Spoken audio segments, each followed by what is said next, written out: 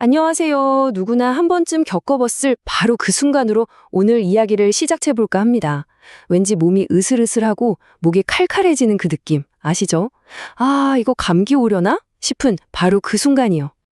맞아요. 코가 훌쩍거리고 목이 간질간질할 때마다 늘 궁금해지죠. 이게 그냥 며칠 앓고 지나갈 단순 감지일까? 아니면 뭔가 다른 신호일까? 오늘 이 자료를 통해 그 궁금증을 한번 시원하게 풀어보겠습니다. 자, 그럼 본격적으로 한번 들어가 볼까요? 우리가 흔히 감기라고 부르는 이런 증상들은요, 의학적으로는 상기도 감염, 영어로는 URI라고 부릅니다. 그리고 바로 이 상기도 감염이 우리가 병원을 찾는 가장 흔한 이유 중 하나라고 해요. 이게 얼마나 흔하냐면요. 보통 성인 한 명이 1년에 2번에서 4번 정도는 앓는다고 합니다. 아이들은 훨씬 더 자주 겪어서 많게는 10번까지도 걸린다고 하니 정말 우리 몸에서 가장 흔하게 벌어지는 전쟁터라고 할 수 있겠네요. 그런데 이렇게나 흔한 병이다 보니까 여기서 아주 중요한 문제가 하나 생깁니다. 바로 항생제 사용에 대한 딜레마인데요. 감기 기운이 있을 때 항생제를 처방받는 것, 이게 과연 항상 올바른 선택일까요? 이 자료를 보면 좀 놀라운데요. 대부분의 항생제는 병원에 입원한 환자가 아니라 우리처럼 동네 병원에서 외래 진료를 받는 환자들에게 처방된다고 합니다. 그 비율이 무려 85%에 달해요. 그런데 정말 충격적인 건 이겁니다. 한 연구 결과에 따르면요. 급성 호흡기 감염, 그러니까 감기 같은 증상에 처방되는 항생제의 절반 이상이 사실은 필요 없는 부적절한 처방이라는 거예요. 다시 말해, 항생제가 전혀 듣지 않는 바이러스 감염에 너무 많은 항생제가 쓰이고 있다는 거죠. 아니, 그렇다면 도대체 언제 항생제가 진짜 필요한 걸까요? 지금부터 대표적인 증상 3가지를 하나씩 아주 깊숙이 파헤쳐 보겠습니다. 첫 번째 타자는 바로 귀통증입니다. 귀가 아프다 하면 가장 먼저 떠오르는 게 바로 급성 중이염이죠. 고막 안쪽, 그러니까 중이에 세균이나 바이러스가 침투해서 염증이 생기는 건데요. 특히 아이들이 정말 자주 앓는 병이기도 하고요. 근데 말이죠. 비슷한 증상으로 삼출성 중이염이라는 것도 있어요. 이건 막 활발하게 염증이 진행되는 상태라기보다는 감기가 지나간 뒤에 귀에 물이 고여서 먹먹해지는 상태에 가까워요.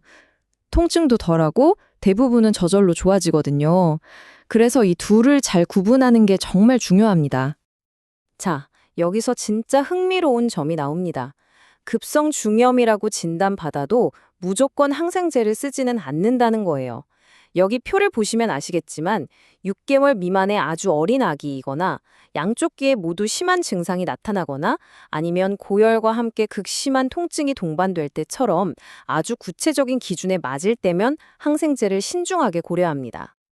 그리고 이 숫자가 그 이유를 아주 명확하게 보여주죠. 5천. 이게 무슨 뜻이냐면요. 중이염 환자 5천 명에게 항생제를 써야만 아주 드물게 발생하는 합병증인 유도염 환자 1명을 예방할 수 있다는 뜻이에요. 그러니까 항생제를 얻는 이득이 우리가 생각하는 것만큼 크지 않을 수도 있다는 거죠. 자, 그럼 이번엔 2번째 증상으로 넘어가 볼까요? 코가 꽉 막히고 얼굴 주변까지 뻐근해지는 통증, 우리가 흔히 축농증이라고 부르는 부비동염 증상에 대해서 알아보겠습니다. 많은 분들이 코 막히고 머리가 아프면 이거 세균성 부비동염 아닌가 걱정하면서 항생제를 떠올리실 텐데요. 정말 놀랍게도 부비동염의 98% 이상은 그냥 바이러스가 원인입니다. 진짜 세균 때문에 생긴 경우는 2%도 채 안 된다는 거죠. 그래서 의사들은 항생제를 처방할 때 아주 명확한 3가지 기준을 따릅니다. 첫째, 누런 콧물 같은 증상이 아무런 호전 없이 열흘 이상 지속될 때. 둘째, 3, 4일 연속으로 고열이 나면서 얼굴에 심한 통증이 있는 중증 상태일 때. 그리고 셋째, 며칠 좀 괜찮아지는 것 같다가 갑자기 확 나빠지는 악화 양상을 보일 때. 바로 이럴 때만 항생제를 고려하는 겁니다. 자, 어느덧 마지막 증상이네요. 바로 인후통, 목 통증입니다. 목이 칼칼하고 아플 때 이게 그냥 목감기인지 아니면 항생제가 꼭 필요한 세균성 인후염인지 이걸 어떻게 구분할 수 있을까요? 바로 이 질문이 핵심입니다. 대부분의 목 통증은 바이러스 때문이지만 A군 연쇄상구균, 흔히 스트랩이라고 부르는 이 세균에 감염되면 항생제 치료가 꼭 필요하거든요. 이걸 가려내는 게 관건이죠. 그래서 의료진들은 센토 기준이라는 아주 간단한 4가지 항목을 체크합니다. 최근에 열이 있었는지, 기침은 없는지, 오히려 기침이 없어야 세균 감염 가능성이 높다고 봐요. 목에 임파선을 눌렀을 때 아픈지, 그리고 마지막으로 편도가 붓거나 하얀 삼출물이 있는지, 이 4가지로 세균 감염 가능성을 어느 정도 예측하는 거죠. 그 이 점수에 따라서 다음 행동이 결정됩니다. 점수가 0점이나 1점처럼 낮으면 세균 감염 확률이 아주 낮으니까 굳이 검사나 항생제가 필요 없고요.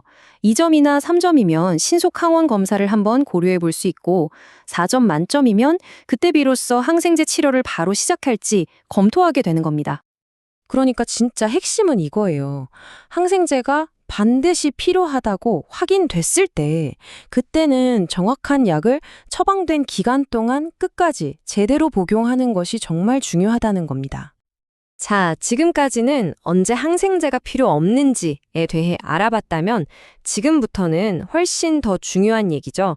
우리가 실제로 아플 때 그럼 뭘 할 수 있는지 구체적인 행동 계획을 한번 짜보겠습니다. 항생제 대신에 우리가 할 수 있는 효과적인 방법들 정말 많습니다. 아세트아미노펜 같은 해열 진통제로 통증과 열을 다스리고 코막힘 완화제나 식염수 스프레이로 코를 편안하게 해주고 무엇보다 푹 쉬면서 물을 많이 마시는 것.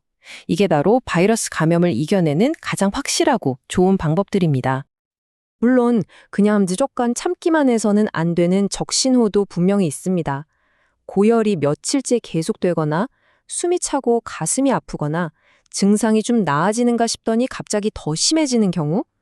이런 위험 신호가 보일 때는 망설이지 말고 반드시 병원을 다시 찾아야 합니다. 결국 오늘 우리가 나눈 이야기의 핵심 메시지는 바로 이것입니다. 병원에 가서 무조건 항생제 주세요 라고 하는 대신 내 증상이 어떤지 정확하게 설명하고 의료진과 함께 가장 좋은 치료법을 찾아가는 것. 바로 더 현명한 대화를 나누는 것이죠. 이제 이 모든 정보를 알게 되셨으니 다음번에 감기 기운이 찾아왔을 때 의사 선생님과의 대화는 어떻게 달라질까요? 여러분 스스로의 건강을 위해서 그리고 우리 사회 전체의 항생제 내성 문제를 줄이기 위해서 한 번쯤 깊이 고민해 볼 만한 질문이라고 생각합니다.